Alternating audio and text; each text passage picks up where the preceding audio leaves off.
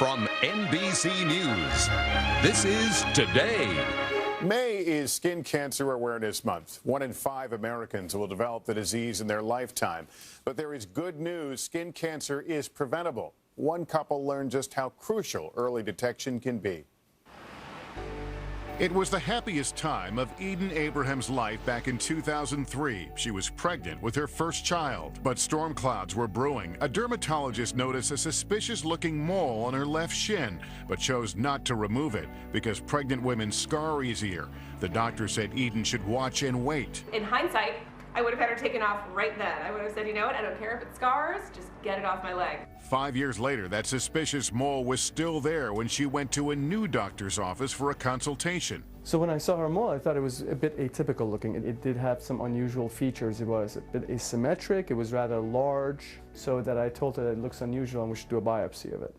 That biopsy showed Eden had melanoma. Dr. Rokhsar removed it. Eden was lucky. Her cancer cells had not yet invaded the deeper layers of the skin, which is when melanoma becomes deadly. For me, it was certainly a wake-up call. I realized I right away needed to change. With her dark hair and olive skin, Eden never imagined she'd be in danger of developing skin cancer. I think that one of the false assumptions is that I was in a low-risk category. Eden urged her fair-skinned husband, Stephen, to get a full-body scan. That's when cancer hit home again. But there's nothing like being diagnosed with melanoma, with a malignant melanoma.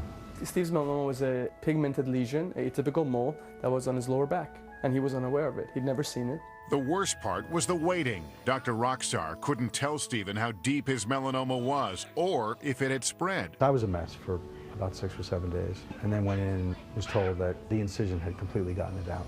I can't tell you the kind of relief that you feel when you get that message.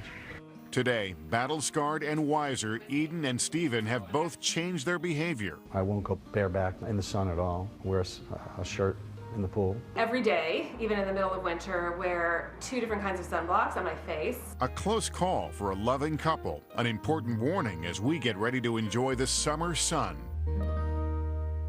Dr. Rokhsar, you just saw in that tape report, is a dermatologist and skin cancer surgeon in New York City who treated Eden and Stephen. Doctor, good morning. Thanks for coming on. Good morning, Lester. Let's deal with the first issue there. If you are not fair-skinned, there is this assumption you are less at risk for skin cancer. True or false? That's false. We do see skin cancer and melanoma more common in Caucasians with blonde and red hair and blue and green eyes.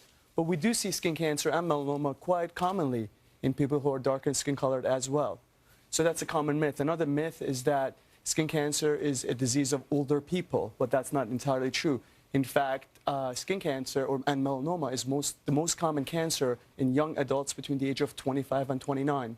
The groups who are more likely to be at perhaps tanning. That's right. Let me ask you about where you're checked. When I went to had a skin cancer screening, and I was surprised. They're looking in places I didn't think the sun reach sometimes. It can be anywhere, not just on your face, which means people may not be applying block everywhere they should be. That is true. Although we do see melanoma more commonly in sun-exposed areas, we do see it quite commonly in non-sun-exposed areas also.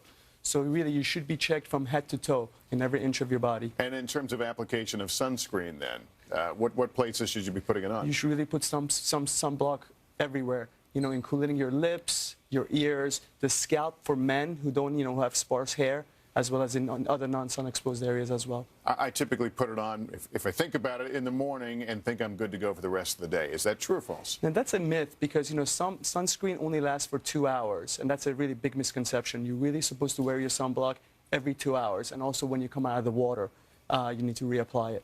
And then the next question is, you mentioned early detection is the key. How often should you get a skin cancer screening?